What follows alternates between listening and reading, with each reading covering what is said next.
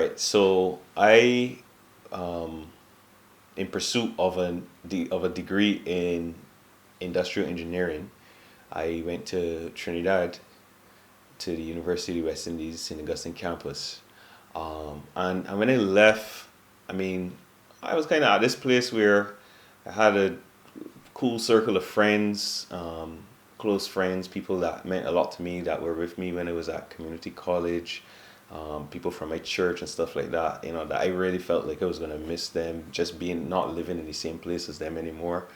Um, I felt like my life was, in a good space with regards to relationships. I didn't have a significant other. I actually had never had a girlfriend of any kind, believe it or not, at that point. And but that was okay. I really felt like I actually felt like I was intentionally going into this new campus setting, not needing to make friends or anything like that. That's at least in my mind what I thought.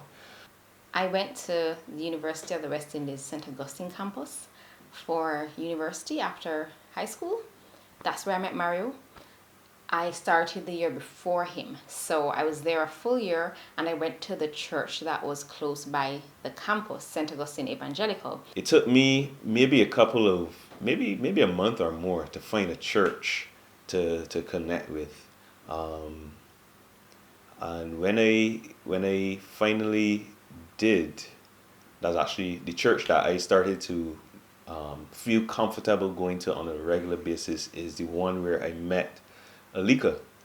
Maybe six of the guys from the hall that I was staying on campus were going to that church on Sundays, and I was going with them. Most of them were guys who were from the year before me, who were already on campus the year before I was. And Aleeca was on campus the year before I was. So they were already friends and they knew each other and stuff like that. I was the new guy, young guy. So when I was introduced to him as just another student, like these are the new students, he just looked really young. His face was so young and he was really slim, and yeah, it was just, hi, nice to meet you. There was nothing more to it. We didn't become very good friends at that point. It was more like he's a friend of my friends that I already know. Yes. Part of a Sunday school class that was kind of designed for our age group, young adults, and mostly single people. When I got there, they were dealing with stuff with regards to, I think they were going through the book of Songs of Solomon, something like that. So really heavy relationship stuff going on in there, and it was really interesting teaching that was happening at that time that I think helped to set a good ground foundation for me in terms of a biblical perspective of marriage, and the way to approach building that relationship. That whole, don't awaken or arouse love until it's time type of posture that you see come out in Solomon. That was a big part of the context of the study, and that became a big teaching point for me in terms of pursuing relationships, particularly a romantic relationship, something that would ultimately lead to marriage. So he continued coming to church, and we were in the same Sunday school class, and that's kind of where we interacted a little bit more. I became more involved with IVCF a little later on. So like my first year, my second year, I wasn't very involved, but I became more involved. And by that time, he was actually very involved in ISCF. I think he was Bible study coordinator, and then the next year he was the president of IVCF, the Christian Fellowship on campus. So that's where I really got to know him a lot. So The class really became the focal point of our relationship growing, because it was one of those types of Sunday school classes, not where you have a lecturer stand up and talk the whole time, but we would be going through the scriptures and we would ask questions and we would have discussion. And obviously, when you have that kind of setting, even if there were 30 people in the class, there always ends up being one or two people that are more vocal than the others, or have some perspectives that you always look forward to hearing from that person. Even if they don't talk a lot, sometimes You just want to hear them say something. And she ended up being like that. She was actually more vocal than, but she also was very interesting in terms of, I'd not met a young woman who knew the scriptures so well, um, and who seemed so committed to the pursuit of truth, and having that truth shape her life and those kinds of things. Like, those were really interesting aspects of her. So that's where I really got to know him a lot. So the Christians that were on campus and the Christians at church sometimes overlapped. So we would hang out on campus, or we'd go to the mall, watch movies. So it was a big group of friends. So we didn't really have like a one-on-one friendship at first. It was just all of us together, and it was a very good time to get to know other people, play games, laugh, whatever.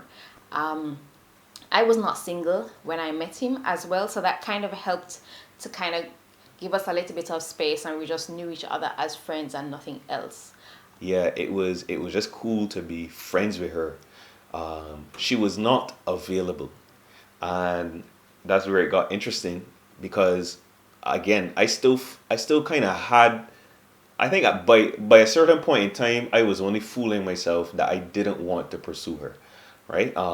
But even then, when I would say no, looking back at it, that I was fooling myself, and I actually was interested in her.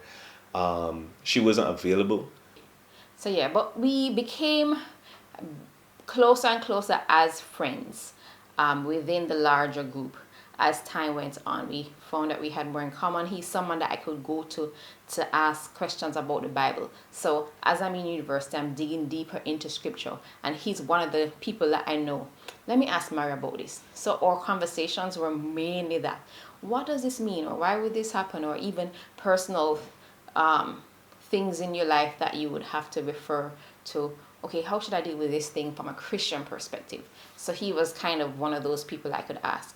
So as my friend circle got smaller, he was one of the people that was still there.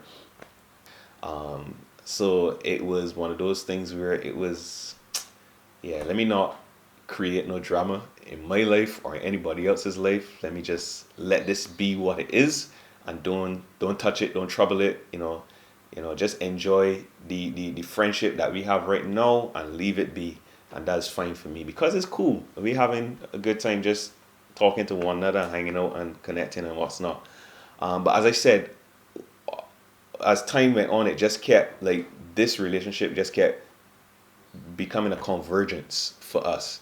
And I think there was a point in time where I realized, I think I had to go home one semester break, and I saw her late that evening. We was talking and stuff, and then I had to go and finish pack because my flight was early in the morning. Actually, we were leaving on the same day, and her flight was before mine, so she had to leave campus before I did. And when she left campus to go home and pack, I went back to my room, and I was heartbroken that I had to spend 3 or 4 weeks, not being able to see her every day, or at least 3 or 4 times a week. Um, and that's where I was kind of like, all right, you need to pull yourself together. When I wasn't single anymore, and we were still friends, and we were actually starting to get closer, I think the question was, all right, if we get any closer, we're gonna pass the boundaries of just being friends. So what are we? And we started to ask those kinds of questions. We really enjoy each other's company. We're getting so close together. We have so many things in common that we like about each other. So we started to explore those questions. Yeah, I was a bit of a wreck at that point, and that's really the semester. That's the break that I went home and really tried to assess where things were at with this relationship. So I knew. I think when I went home and I spent time thinking about it, I started to conclude that whatever happens, I have to be honest with her, because she's my really good friend, and I need her to know, this is how I feel, because I don't want her to think that our friendship is at a certain place where we are cool, and she could lean on my shoulder and hold my hand and laugh with me and touch me softly or whatever, and think that it is completely platonic and that I don't, have pistons firing when these things happen or when we're together, right? So I just wanted her to know that there was some risk involved in continuing to engage with each other the way we do right now, because I actually am drawn to her, right? I think she misinterpreted that though, because after I shared it with her, I felt like we stopped talking for a little bit.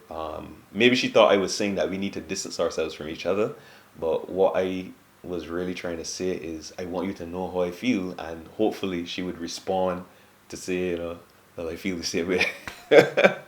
We really wanted to take it seriously. I had many boyfriends before. He had none. He had no girlfriends. So I know on my end, I really wanted to not just be another boyfriend to see where it goes, but I wanted to know before, is this gonna work? I don't want to jump into this and see, and then it doesn't work. So I also thought I was so grown, at this stage of life. You want to take it seriously because you're probably going to get married to this person. I was so young, but you feel grown. You're in university. So yeah, I wanted it to be serious, and we prayed and we shared with our friends, and yeah, and we decided, let's do this. Let's start a relationship. And in my mind, this was serious. Like, this is a relationship that we're going to get married. This is not just another cool person that's in my life. At the end of the day, we decided to enter into this courtship. That was back in April 2007. It was kind of bad timing because within 2 weeks, I was I was already in my final semester, and within 2 weeks, I was preparing for exams.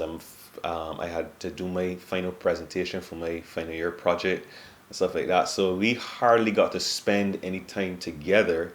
And the next thing that was going to happen is that I was going to leave Trinidad to return home. So we had to figure out, like, okay, we have now committed ourselves to courtship, but what we've really done is committed ourselves to a long distance relationship.